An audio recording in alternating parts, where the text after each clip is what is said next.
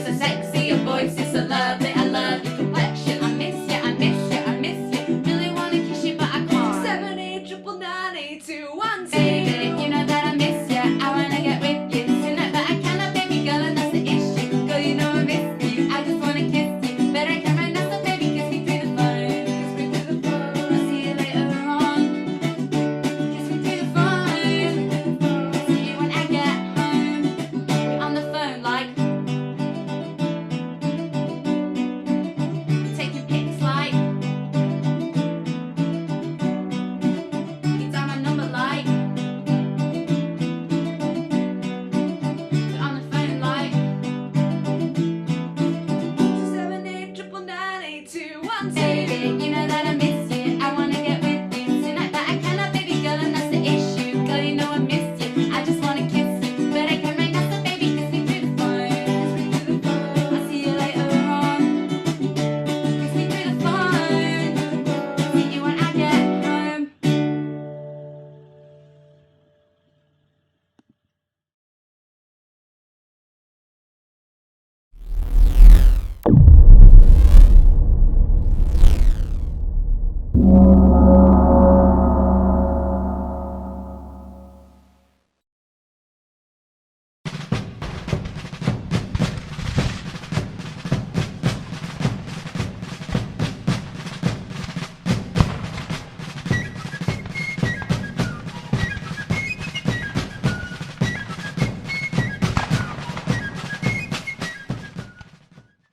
Welcome to the fourth episode of the Painting Buddha Academy.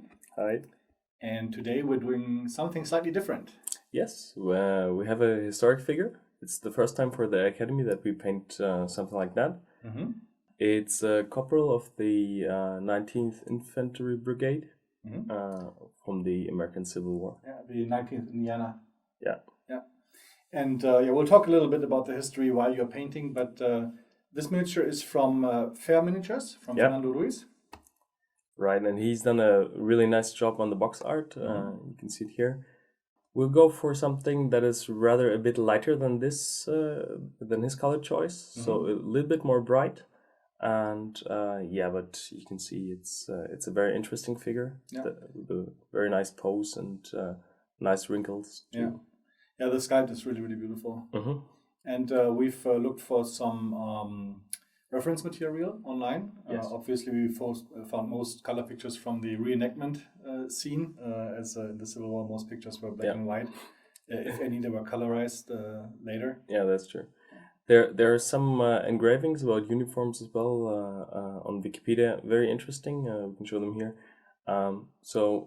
We quite got a good idea where we're going with the colors. Okay. And today we're also going into a little different technique than usual. Yeah. Usually my favorite technique is wet blending. But on a large figure like that, it's kind of complicated, and also it's good to show you another way how to tackle surfaces like that. Mm-hmm.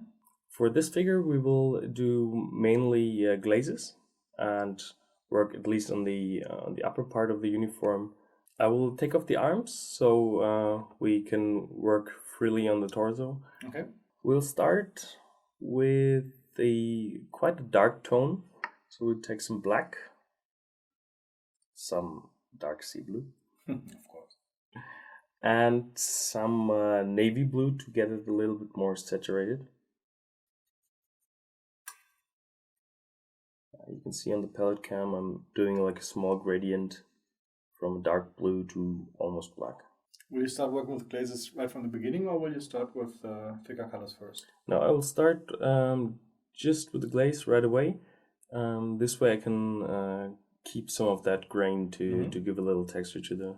Okay, that was exactly why I asked, because oftentimes you want to get that grain from the spray gun, from the airbrush completely gone. Or in this case, it was the spray can, wasn't it? Yeah, spray can. But if you have fabric like this, like a woolen woven fabric, sometimes it's actually not bad if it shines a little bit through. Yeah, that's true.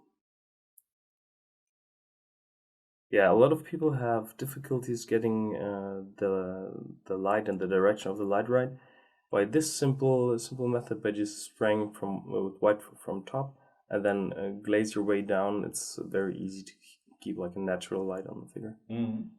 If you actually base coat with a airbrush first, then the grain is going to be much, much finer as well.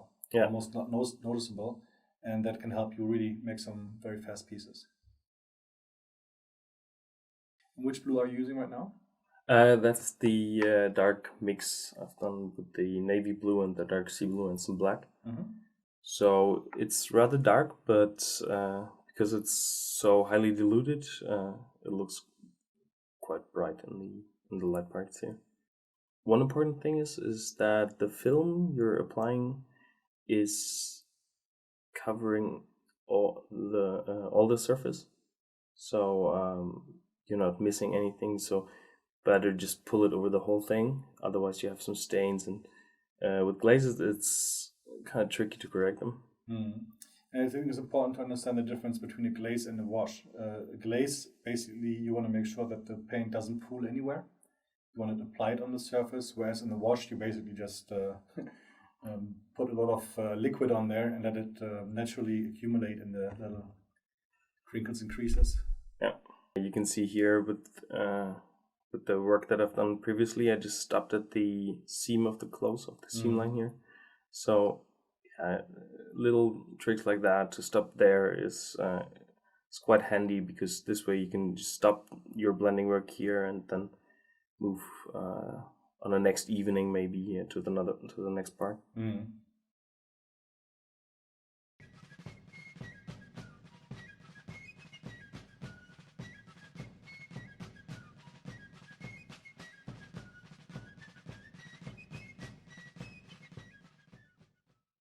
Yeah, you can see it looks a little different from the tone while it's wet.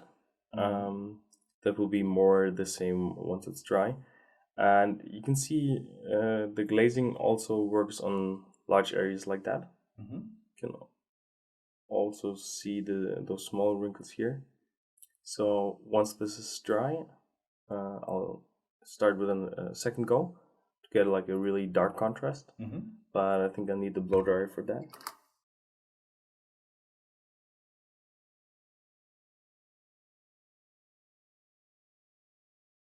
So you know the rank of this guy, right? Yeah, he's a corporal. Actually, it's quite interesting. Lincoln in April '61 asked for the first volunteers to kind of fight the secession of the southern states. He only asked for 75,000 men for 90 days. So that's what they thought was necessary to actually get this done.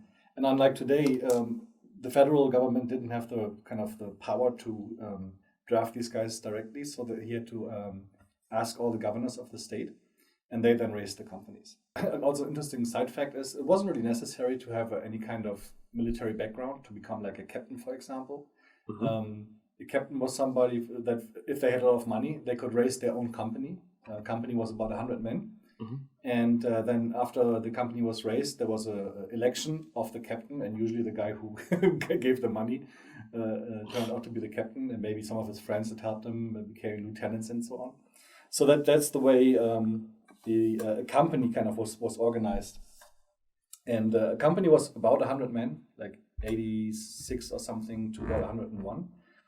And 10 companies made a regiment. So a regiment was basically about 1,000 men. And 5 companies would be also called a battalion. So every regiment had 2 battalions of 5 companies. If you then combine the regiments to 4 of them to a brigade, then you would have a brigade. So that's where the Iron Brigade name kind of stems from. So corporal was a guy in a company. So the ranks were the what was it called? The captain. You had a lieutenant. You had a first and second lieutenant. You had a first to fifth sergeant, and then you had 8 corporals. And our corporal, we decided to call him Corporal Horace H. Wharton. Enlisted on July 7th, 1861, and made it through the whole war. So you've been applying a second glaze now? Yeah, but this time a little more controlled and just in the folds of the shadow, in the folds where the shadow needs to go. I just tried to exaggerate the the foundation and the shadow that I still see from the foundation. So basically, wherever you put the glaze now, you get more intensity and coverage of the paint, and also basically shadows already. Yeah.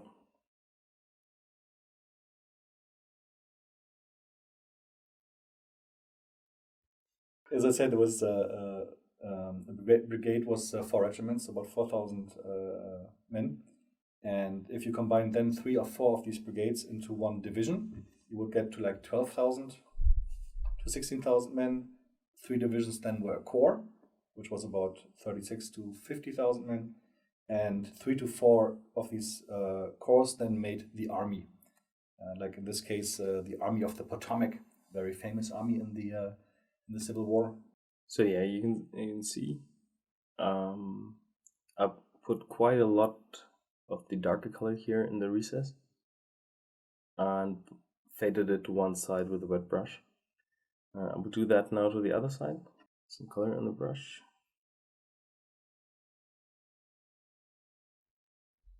Place it there. Take the damp brush. So you just cleaned the brush completely. Yeah. Made it not wet but damp. Mm-hmm. And just pulled the color outwards. Yeah. And let me dry that so you can see how the transition looks. Really starting to look good. So another go up here. As you saw when he still had his arms, this area here will be covered with the arms. So here there will be a casted shadow up here. Yeah. So we won't go very bright up there.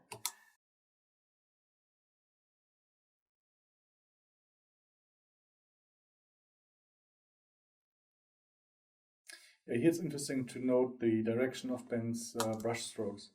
He put the very dark color on, then he cleaned the brush and kind of moved some of the paint a little as a transition downwards, but then mostly the brush goes back upwards towards the shadow. You see it here. Yeah, this way I'm making sure the pigments collect here in the darker area where they should be.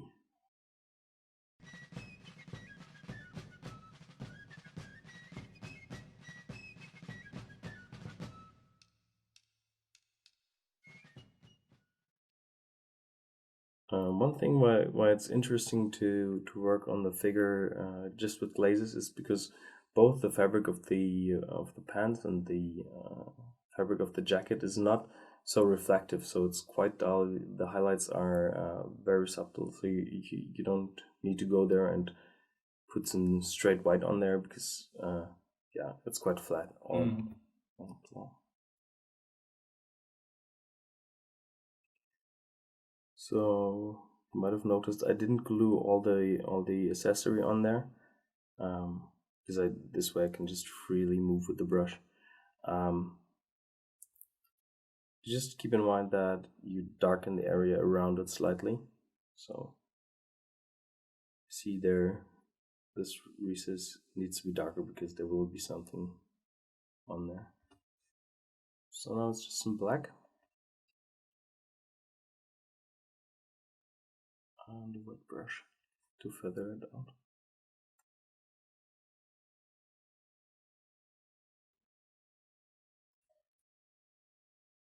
And just with a clean brush, soften the outer edge a bit. That's pretty much all there is to working with glazes, right? Applying the glaze wherever you want to have a transition, make sure that your brush is clean again, and just kind of push it a little on the adjacent areas. Yeah. The thing is with the glaze, you can easily overdo it and then you're too dark. So I have a little practice with that, but if you're not sure with how to apply glazes, just do it thinner and repeat it more often.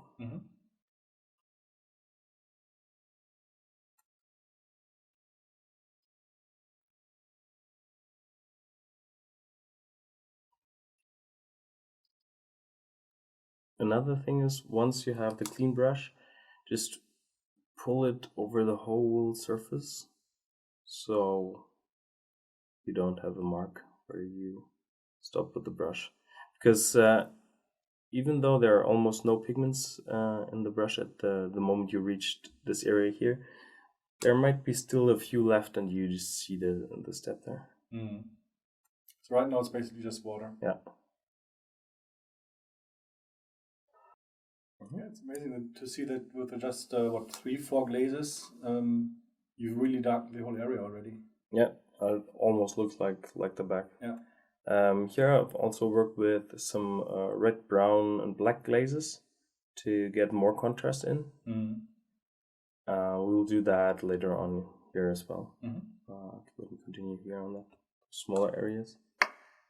I like that they are brighter than this part here because it pulls more attention to the upper part of the body. Mm. But still it's popping out a little too much.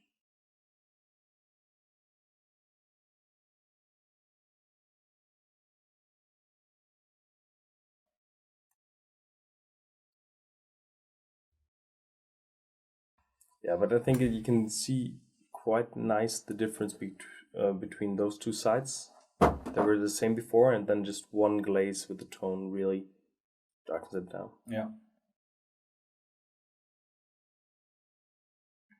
What else is there to say? I mean, the question is, why are they called the Iron Brigades, for example? Or why is this brigade in particular called the Iron Brigade? The original name was actually under the first Brigadier General Rufus King. He was the first Brigadier General of that brigade. And it was also called the Rufus King's Brigade. That was how it started. The Southerners called them the damn Black Hat Brigade, as you will see later, because of the typical hat they were wearing. And they used to stand like iron in the face of withering enemy fire, and that's what earned them the name Iron Brigade. That name is actually pretty well known in Civil War history. They also suffered the highest amount of casualties of any brigade in the Civil War. Yeah, it's not so nice. They had, for example, in when they fought at Gettysburg. Actually, I've been there as well, and they had the little marker at Culp's Hill. And on the marker it said about the 24th Michigan, which the 24th Michigan was the last regiment to join the brigade. And that's why the Iron Brigade also has 5 regiments in there. Usually it's only 4. They just were there to replenish the severe losses they had already taken. And of the 24th Michigan, 496 men who went into battle on July 1st, 1863, 99 answered roll call on the next morning of July 2nd. So they had like an 80% loss. And the 2nd Michigan, I think, or was it the 5th Michigan, had 73% loss at Gettysburg. So it's quite brutal if you think about it. Yeah.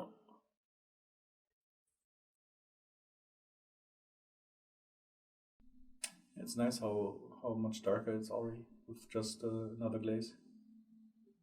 Yeah, and I'm quite happy with the tone and the little grains still shining through. Mm. For the inner part of the coat, we'll just have the still some blue in the brush, but go for straight black in the tip. Just trying to paint it with the side of the brush.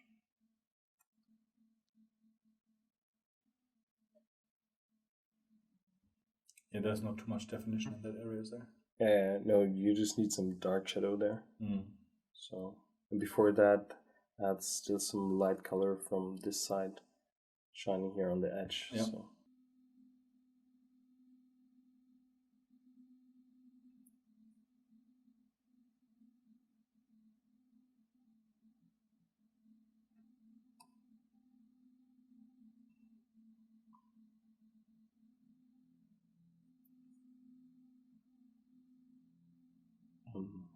It's just a wet brush to feather the side a bit. Mm.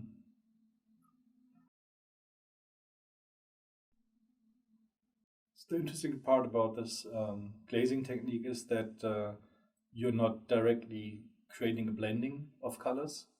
you're just creating a blending through the application of transparent layers of multiple layers of paint. Yeah. Plus, I'm using the shining through foundation quite a lot, so this makes things quite easy. So basically, this technique would not work on a just white and definitely not on a just black Yeah. foundation. Black is impossible, and white just you then need to just place in all the shadows by yourself. Yeah. That might take quite a while. So I think if I go if I start with the just black or white miniature, I would definitely go for wet blending. Yeah, wet blending. If you want textures, you need to paint them. So here for that woolen fabric, this technique is just perfect. Yeah.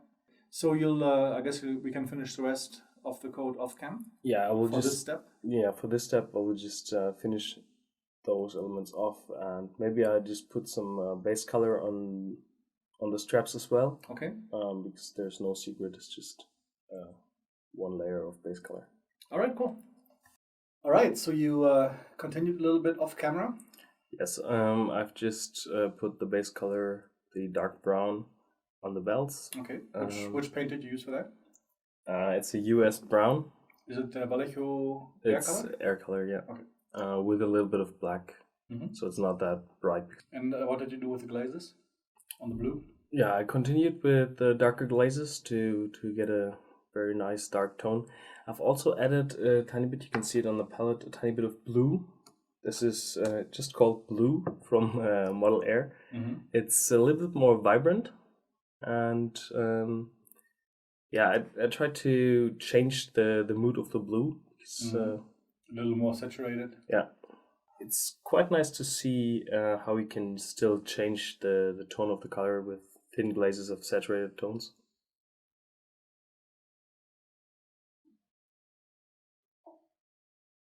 Yeah.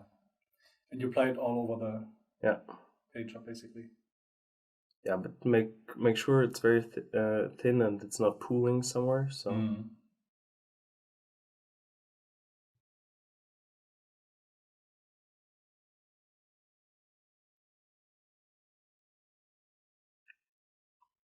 Yeah, you can see it makes quite a change compared this side compared to that side.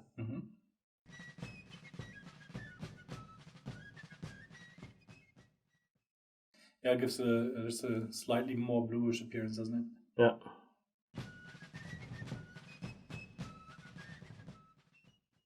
I think the nice part about this technique with the black and white base coating and then the glaze, it's just that it's a really quick result and a nice result, as you can see. It just really doesn't take very long. Yeah, it's really a fast and easy technique. Yeah. Okay, so once this is dry, I think we will start adding a little bit red-brown in the deep recesses, so we get a richer tone. The next step is, as I said, the red-brown. You can take tank brown, for example, just thin it down because it's quite strong, and you don't want the red to be really popping out. So you apply it mostly to the shadow areas? Or? Yeah.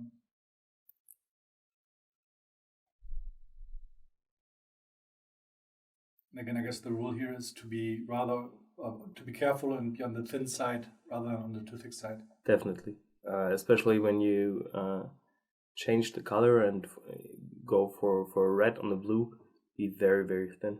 Yeah.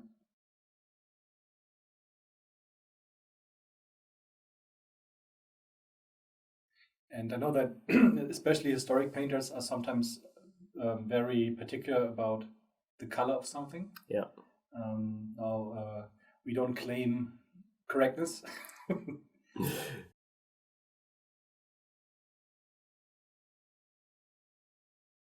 So yeah, I mean, I think it's important that the color really fits the mood of the piece you want to present, because it's a question of the color of light and then for sure the question of color of the material. But yeah, like the color of the daylight changes the colors of materials so easily that I think it's really a question of more a question of mood than of historical correctness. Yeah.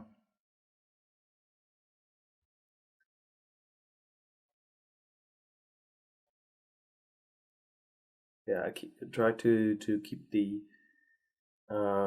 red glazes really in the shadow and on the lower part of the model. So it's also a little bit of reflection light from the ground. Yeah. Like brownish or reddish colors are always good for that.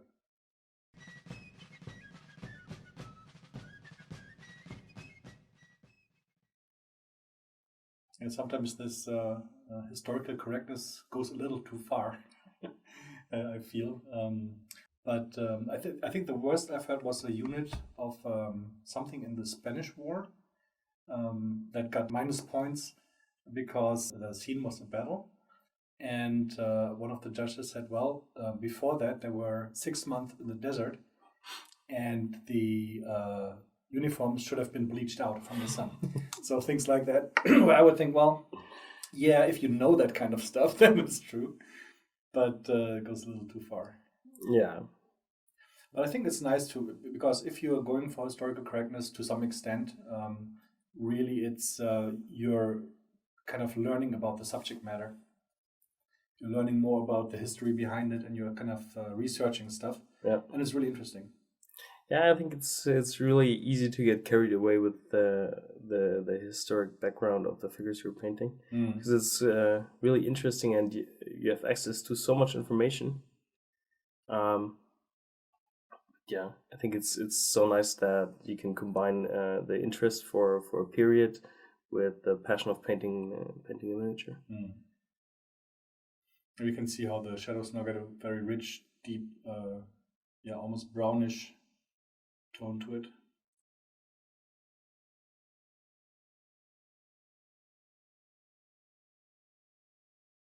So yeah, but I think that should be good, because we don't want it to be too purplish in the end. As a next step, we should pick out the small elements like the buttons and the frame here of the jacket. And then the blue of the coat should be good, actually. All right. We'll add some white, mix it here on the side.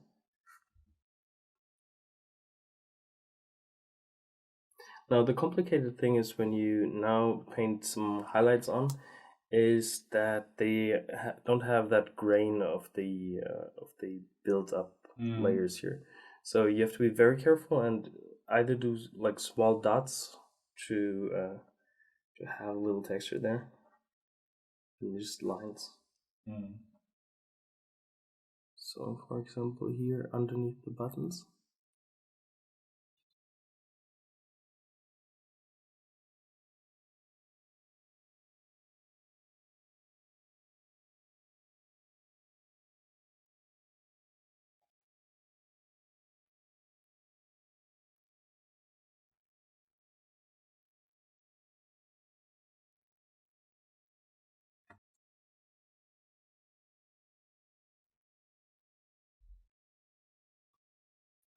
That was a little too much.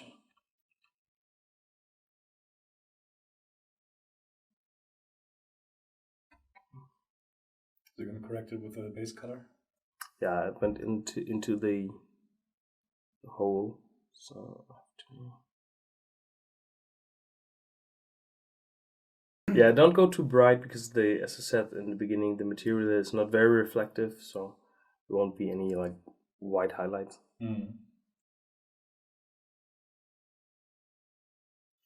Oh, you've chosen to use mostly model air colors, I understand. Why is that? Why didn't you, for example, go for the scale colors on this? Yeah, they're a little bit more satin. And I somehow really like the finish when it's a little bit more satin, especially when you have areas like that here. Those are quite big areas of brush movement and blending. So it's easier if it's a little bit satin. And also, because these are model air colors, that means you can dilute them very well without them breaking down. Yep. And that's obviously very good if you want to do glazes, as you really thin the color a lot at that point.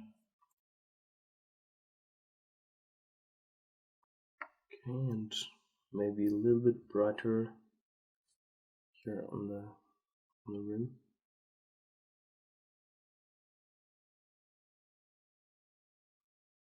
On the top of the belly where it would catch the most light.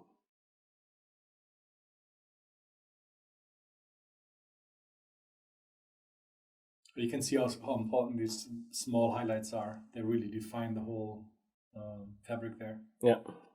Continue with the same color up here.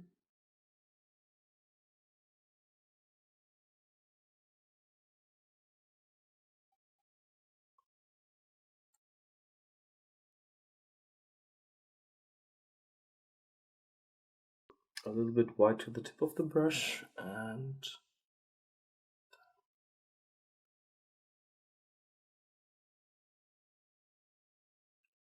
although we don't have a border like up here at this point of the coat, I still like to add a little highlight to the edge.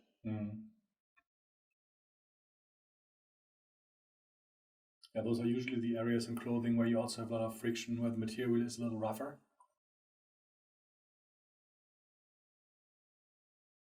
You can see Ben uses the side of the brush there, not the tip. So this way he's not in danger of actually painting over the coat.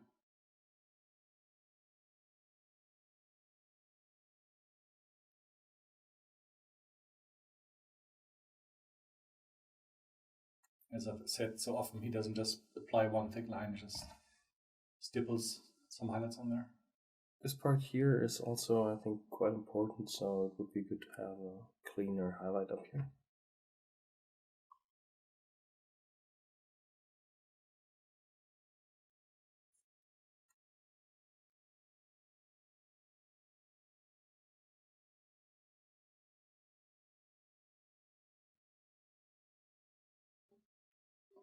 This stippling technique is being picked up by more and more painters right now, isn't it?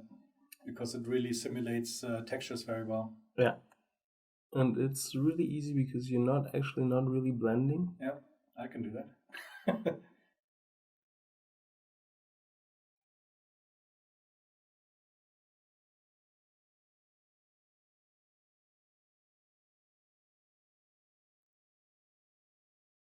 That would be it for the jacket. Mm-hmm. Once we've attached also the arms, we still have to check if we might need to adjust the contrast here and there a little. As the next step, we could paint those details here, but that will be in the next video. All right, let's do that.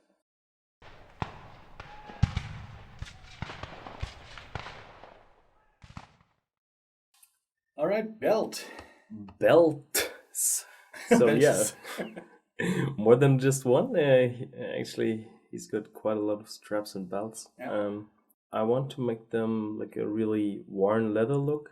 They used to be black dyed leather. Mm-hmm. So you might wonder why I started with the dark brown. That is because I first want to do some texture for the leather and then cover it with some black. Okay. So we have on the palette some US brown. Here you can see a small gradient from the brown towards the black, some dark sea blue and some white. Okay, and directly a little bit of white to the tip of the brush. Okay, so we try to stipple on some small lines and small dots, especially towards the sides. Mm-hmm.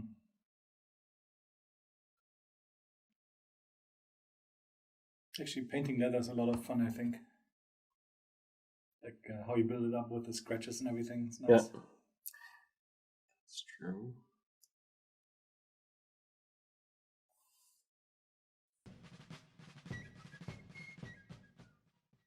You're not really blending, and you don't need to make a smooth transition. Mm. And it adds also some detail and story to the miniature. Okay, so I think just a little bit lighter here.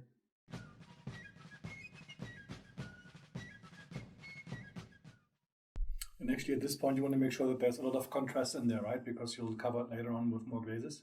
I will not really cover it with a lot of glazes, but I will cover it with more like black shift of paint on there. Ah, okay. So, and you will not see really a whole lot of that. For the black, I will use some black, dark sea blue, and a tiny bit of white, but it should look pretty dark, so almost black.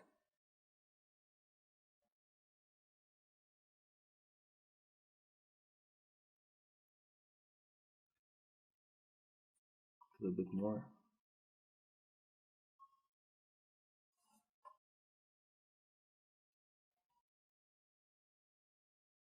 So you're focusing on the inside area a little bit now. Yeah. So I have like open edges, like they're rougher. So I'm just trying to make small dots more towards the middle.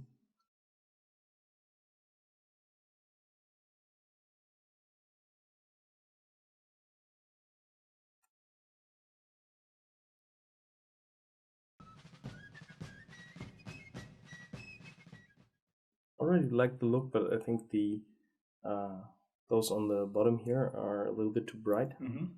So I'll just wash them a little bit with the black.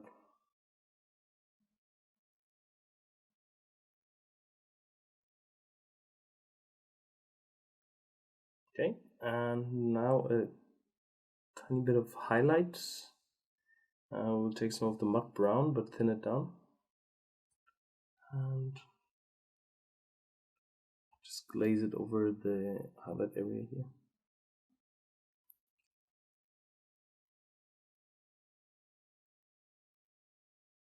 There's a little more saturation up there. Yeah, it also binds the two a little bit more together. Mm. Yeah, that's a very, very simple and effective way to make leather. Yeah, I think that already looks quite good. I would do the same on all the dark leather parts, and then see if it needs some retouching. All right, we'll do that off cam and come back with results. Okay, cool. Okay, so I've continued in the same manner like I did here on the belt, on all the other belts.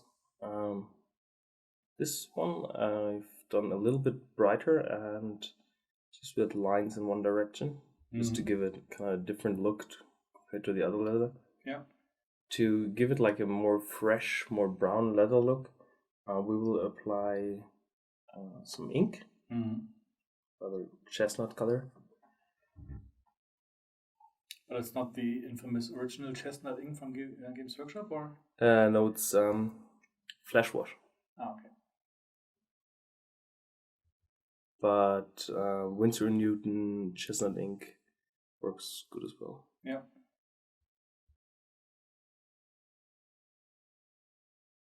The nice thing about those inks, they dry off satin, so even increases the leather look.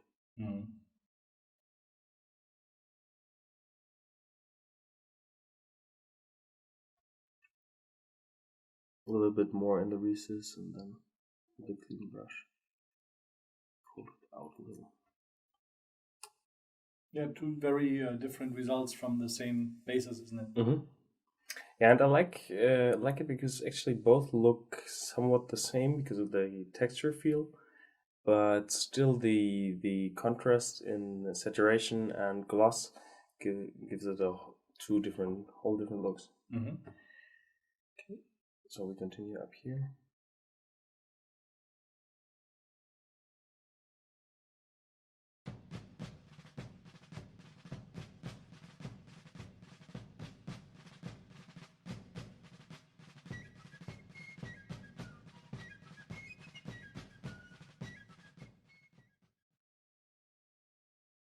Here a little bit that glossiness also here for the shadow of the black belt. So that's it for the upper strap. I will also now do the small leather pouch here. It's very dark, it's hard to see. Yeah. Is this from the primer still? No, you base coated it black? Or? Yeah, base coated black, yeah. Okay, why? just when I was doing the buckles here, and black, just to not have it stand out in white too much. Okay. I want it also to be more black, dark leather. So I'll work on the black base. I will do a small transition on the black to when I add the texture over top, that I have like a gradient there. So black in the brush, white on the tip.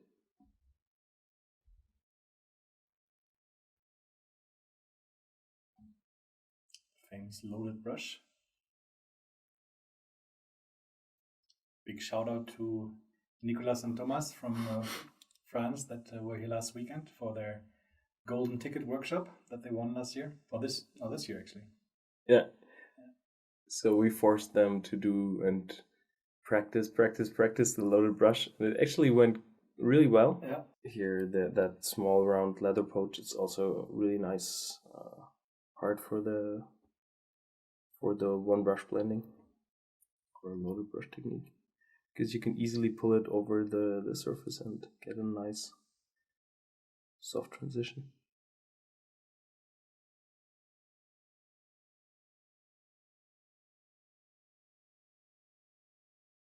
For the first leather cracks, some of the US brown, and then just stipple around the edges. So just basically the reverse process. Yeah. Yeah, I think for elements like here where you really want like a small glossy look to the surface, it's better to do it this way around, because otherwise if you do the small dots of paint and then try to blend it, it's quite some work.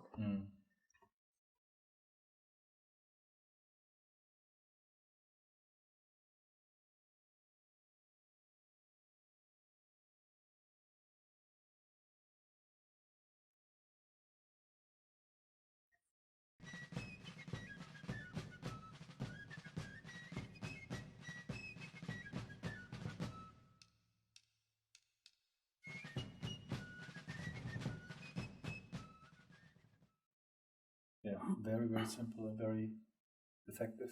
I think I'll give it a little wash of the flash wash to have more like a brownish leather, because this one pops out a little too much from the other leathers.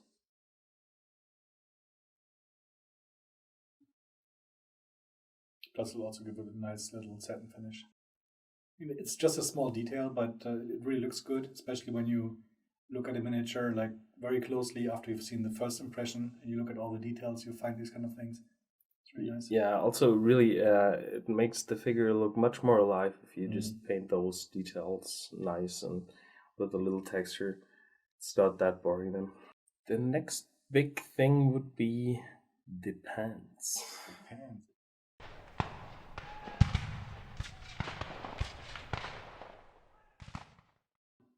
You can see the pants are quite a lot brighter than the upper part of the uniform. We started with in Germany we say pigeon gray, so it's very blue kind of gray. On the pants we will do a lot more classical blending than on the jacket before. Still with a lot of glazes to really manage the big surface. The grain here is a little bit too much for the fine fabric. Also, it's nice to have a little bit difference in the material if it would be not the same material. Preloaded the palette. Here we have some ice blue. It's pretty much a sky blue, light blue tone. We'll mix that with some black. Just to desaturate that a little bit, or? Yeah, to give it a nice gray tone. We'll also add some white to the mix. Also to make it a bit more pastel-like gray. I think it looks quite good, this tone. So I would assume that the first few layers are going to be covering much more than before? Yeah.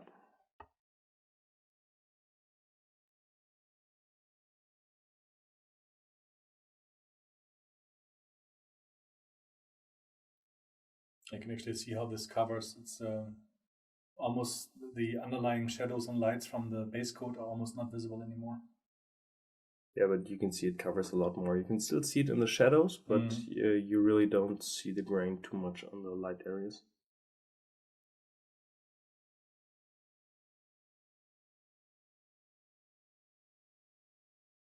Alright, so if you look at the front and the back now, it looks very different. But you said I shouldn't panic. Yeah, and I think actually it was quite a good question that you asked off cam, is why those colors look so different. And here I started also like I did on the front with a light blue, and worked with quite some different tones in there to give it a bit more worn and dirty look. Mhm. Remember here I've used some dark red brown. I used that also here. Mhm. And some of the US brown as thin glazes. Those look more greenish now on the blue pads. Mhm. So we continue on the front with another layer of the same tone but thinner, because actually it's already covered almost all the parts. Yeah, you can still see a little grain. Yeah. So we go for a second run.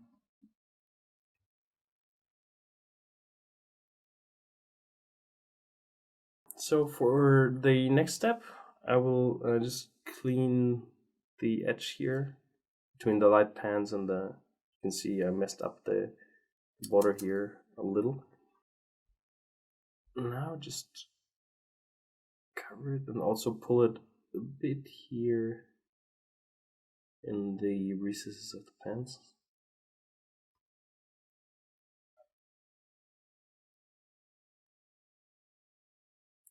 Just a little to soft out the border between the two elements.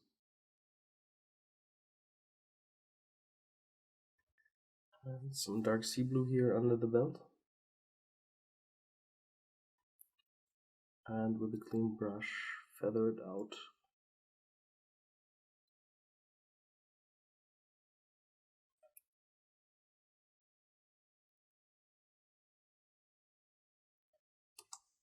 That's probably another thing we see a lot right now in miniature painting, kind of getting to the next level is actually painting shadows that the miniature cast. Yeah, I think it's good to emphasize the natural shadows a bit, but casting shadows are really it's difficult, especially when you're having an open model. I mean, if you have it like in a box display, for example, it's for sure it's a nice thing. Because I think if you have the natural light and the miniature, and the natural light casts a shadow, and your painted shadows in a different direction, it's kind of difficult. Yeah. It also depends a lot on how the miniature in the end will be displayed, right? Yeah. I mean, we're painting with a lot of lamps right now. It's basically illuminated from all sides, so it's almost impossible to see shadows. But once you put it in a display cabinet, for example, or you have it in the show, then usually you have light from above, which then, of course, will cast natural shadows. I will start now to blend in some highlights here on the pens. Doing the blending work now, because this way I can, by glazing all the parts afterwards, I still have like a similar finish to both, or close to each other.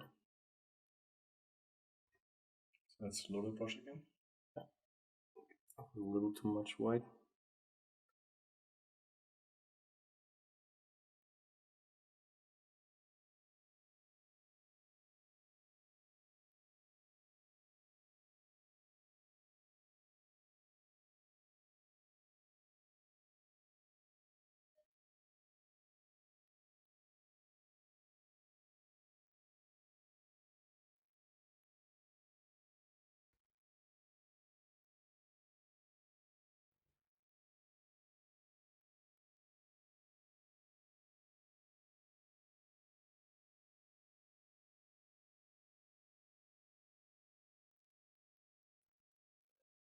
It looks very strong right now. Yeah, it is a bit strong. I was a bit out of the frame, and just it dried off. But I tried to get back into the frame. So yeah, we just have to stipple it out a bit with the more of the middle tone.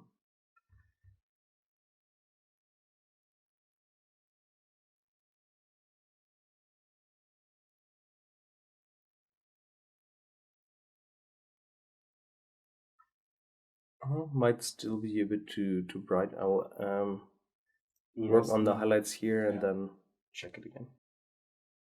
And I just mix a lighter blue so I don't need to go for straight white when I'm picking up color for the loaded brush technique.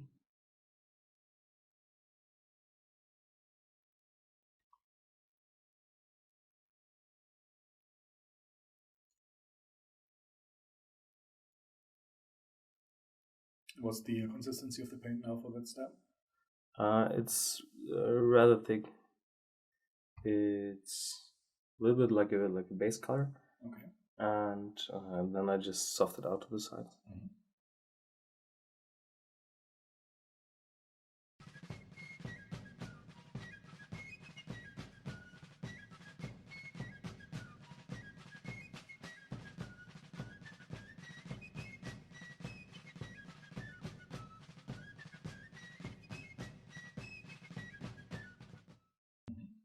Okay, I think that is quite good for the first highlights. Mm-hmm. I will now start adding the red and a little bit dark sea blue. So now we're going back to glazes. Yeah.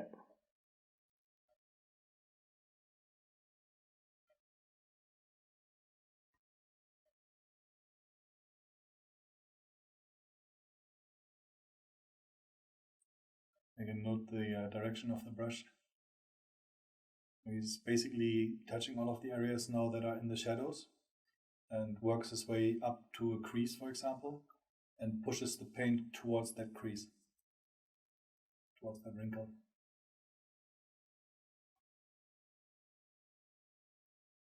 And that's really important. If you don't do it this way, you'll have really nasty lines and stains. Just some thin glazes with the red brown. And you can see it already starts matching a lot more. Mm-hmm.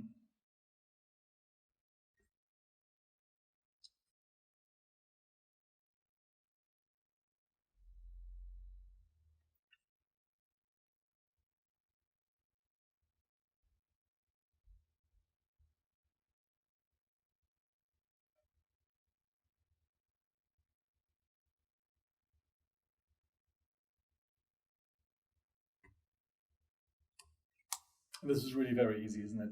Yeah. There's only two ways to mess this up. The first one is that the glaze is not thin enough, which would look bad. The second one would be to have too much liquid on the brush and kind of starts pooling all over the pools place. are running all over the place. Yeah, that's true. But if you work thin, and I mean, you can correct it anyways. Mm. But yeah, rather work on the thin side. So now I have some dark sea blue, also as a thin glaze.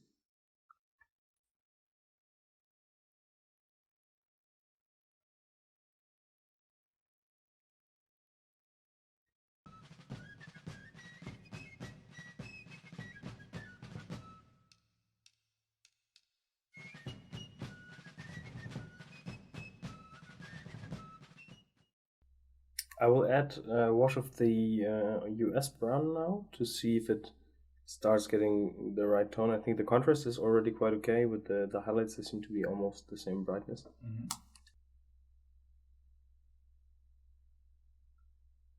There's a very, very yellow part to it. Yeah, and in combination with the blue, it gets this nice gray-green. Gray, green, yellow, turquoise kind of mix.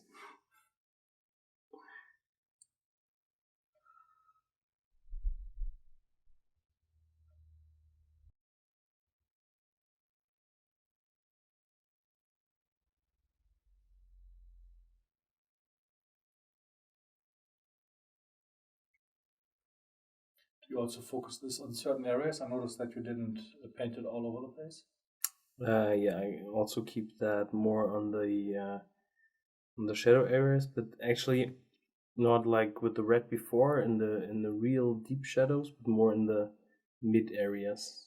Oh, okay. So you see here, I ended with the red here Mm-hmm. and went with the yellow a bit more here on top. Mm-hmm. Also, I think the brown tones here give a nice little dirt effect to the knee. Yeah.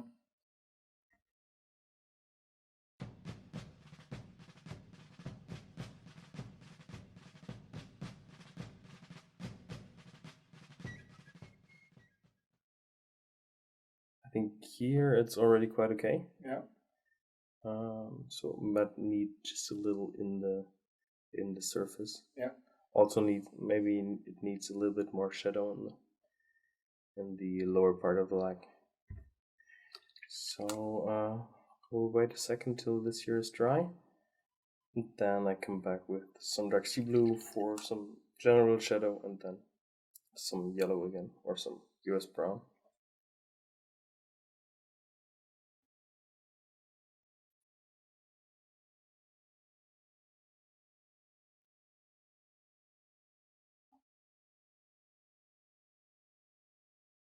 You're just trying to make the lower part of the leg overall darker. Yeah. Give it some sort of like global light or like it's global light, isn't it? Yeah. See, it already got a lot darker here in this area. Yeah. And I think it matches now the look. It's quite good.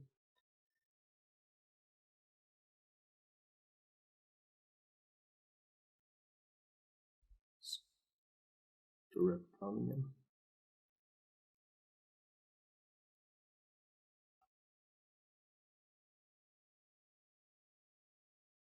Now it's dark sea blue on the brush, and I try to get into the really dark and deep recesses here between the legs.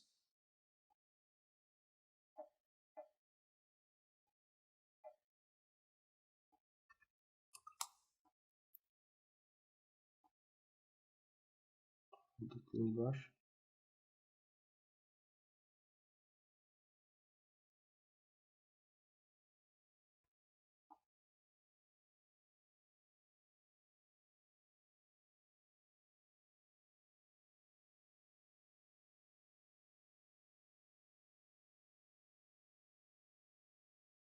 A lot of people asked about this clean brush. So basically, there's two ways of doing this. You can either just make the brush clean in the water, make it damp on a piece of cloth, or that's the question I got from a lot of people. Use a second brush. Mm-hmm. So just have a second brush in your mouth or in your hand, or maybe even a double-sided brush. I've seen those. That's true. Yeah. And then just use the second side for kind of cleanup work. Yeah. So at the moment I'm doing just various glazes with the different brown tones,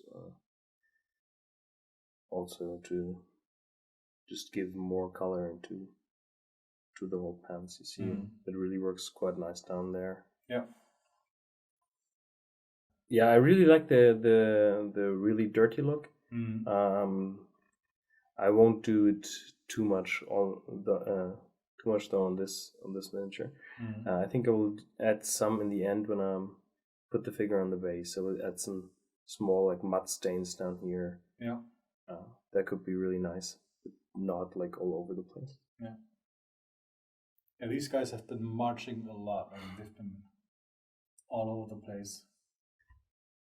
If you actually watch some of the distances they cover, it's unbelievable. So we'll also add some yellow here in this area, but you want to be careful. Yeah, be careful that it doesn't add up with funny stains.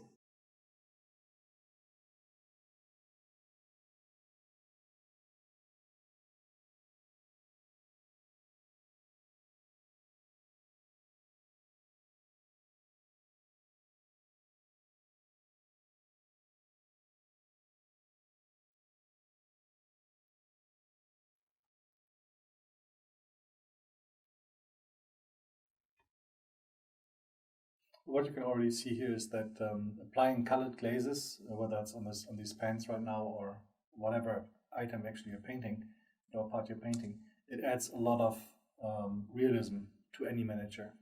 because you're picking up tones that you don't see in the miniature, whether it's a reflection from the ground or things like that. And these glazes are very, very easy to do. Yeah. And it's really like that. Most of the colors just start to really work for the eye if you add either complementary color or other contrasting color. Yeah. Here it's the red and brown tones.